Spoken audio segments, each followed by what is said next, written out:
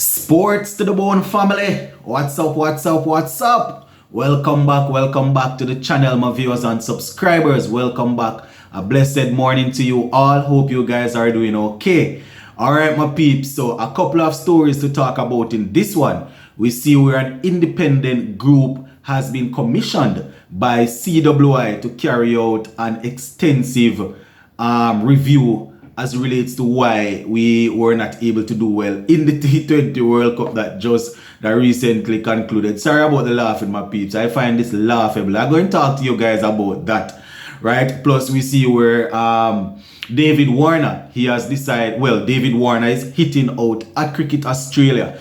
You know, apparently they have finally decided to amend the code of conduct, which would probably allow David Warner to have a hearing so that he can captain again if they want him to captain. And he is hitting out and saying that, you know, it did need to take them, it shouldn't have taken them 9 months for them to come to this decision. So we're going to talk about that plus a few more things. Just make sure you watch the video until the end. And if you have not yet subscribed, please go right ahead and subscribe to the channel, my wonderful Sports to the Bone family.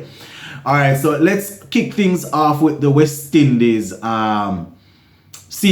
So they have commissioned a group of experts, right? Three members on the panel.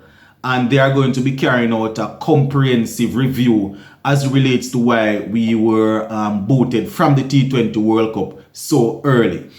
And, you know, on that board or in that group, we have West Indies batting legend Brian Charles Lara, the South African coach Mickey Arthur, and Justice Patrick Thompson Jr., right, a High Court judge. So these are the 3 members of the panel that will be carrying out this research. And I am wondering, this review, and I am wondering if CWI really have to set aside a budget for this. I am wondering if CWI really has to set aside a budget for this, because they could give me $10 and I tell them exactly what is wrong with why we didn't, you know. So putting Brian Lara, Mickey Arthur and Justice Patrick Thompson, I am hoping that this is a free service, because CWI, which is already strapped for cash, I am not too sure why you would need to put together a group of people to come and tell you that the guys weren't good enough. You understand? But anyway, let us go down into it some more. So they said the West Indies, as we know, we were not able to qualify to get to the round, to the final round, the round of 12. And Ricky Skerritt, this is what Ricky Skerritt is saying, and I quote: CWI is fortunate to have such a knowledgeable and totally independent panel agree to serve West Indies cricket under challenging circumstances. I am especially grateful for their commitment to lend some of their valuable time to this important review project. So the way in which he is putting this, it could be one of 2 things. It's either they are doing it free or they are being paid, but they are still saying that they are lending their time. You know, so that is what Ricky Skerritt is saying, my peeps, that they are happy for this group. He went on to say it is vital that players, coaches, administrators, and all of us who love West Indies cricket recognize that creating sustainable learning culture throughout the organization is very important to see the growth of players and see players improve. He went on to say emotion-based and knee-jerk type decisions have failed CWI repeatedly in the past. I am confident that this independent World Cup review process will produce findings and learnings that should be of great benefit to our cricket system going forward. Now, these people are some real comedian, you know, my viewers. I clearly agree that emotional based reviews are not good, and you want people that are, according to him, independent to carry out these reviews. But this is not a tournament where we went into and were expected to do extremely well and we went down to the wire but got a few tactics or a few things wrong and we want to review and see where we went wrong. It is clear as day. Past players they are on social media every day telling West Indies cricket what is wrong with telling CWI what is wrong with West Indies cricket. So I am not too sure why these guys are making it sound as if these people going to come up with some miraculous findings. I mean, I respect Brian Lara, Mickey Arthur, and obviously I am no judge, so that man will probably be looking at the I don't know what aspect of it, but obviously I don't know half of what Mickey Arthur and Brian Lara knows. So I am aware that, you know, their opinions will be probably far better than what I can put forward. But at the end of the day, anybody that is watching cricket can clearly see what is going on here. They need to stop the foolishness. That is all I go and say. Them need to stop the foolishness.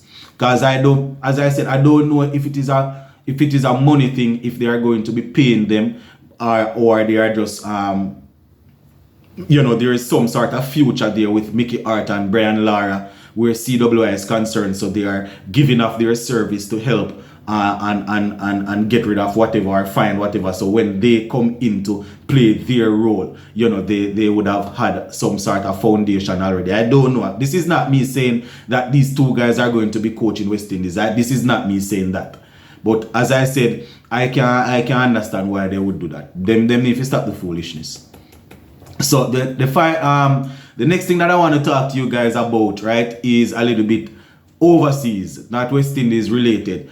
David Warner is now hitting out at Cricket Australia, saying that, you know, they have taken too long to reach to this decision where you know, he can be appointed captain if the people in and around the cricket wants him to get it. So this is what he's saying. We could have done this about 9 months ago. David Warner frustrated at Cricket Australia's process of amending code for his lifetime leadership ban. So because of the ball tampering incident, we know that he was given a lifetime ban. Steve Smith was given a couple of years ban. So apparently he's still harboring thoughts or ambitions of captaining. And you know, he's saying that, and I quote, "I'm not a criminal. It's one of those challenging ones where I feel like it's all about me now. It's all about me now." And he went on to say, "That's what it looks like, and it's totally not that. It's frustrating because we could have done this about 9 months ago when it was first brought up." So he's saying it seems it might come across as if this is all about him whining and complaining and campaigning to be the captain, but this is not him doing that, because when this thing was brought about 9 months ago, they could have done it. They could have worked on the amendment and, you know, get the code sorted out so that, you know, if he wants to be captain and the team wants him to help, then, you know, he could serve. So you know, so he's saying that he's now in a position where, you know, he definitely has no problem captaining, but the fact that the ban is still there, that is an issue, and they should have sorted that out 9 months ago when they just come about. And a couple days ago he would have indicated that he probably only has 12 months remaining playing. I don't remember if he specified test cricket, you know, but he's coming to the back end of his career now. You understand? I think he's 35 or 36 or somewhere thereabout. So he's coming to the back end of his career, my peeps. So I don't know if he wants to lead. Probably he's looking to lead Australia in the ODI World Cup that is coming up in India and bow out, you know, where that is concerned.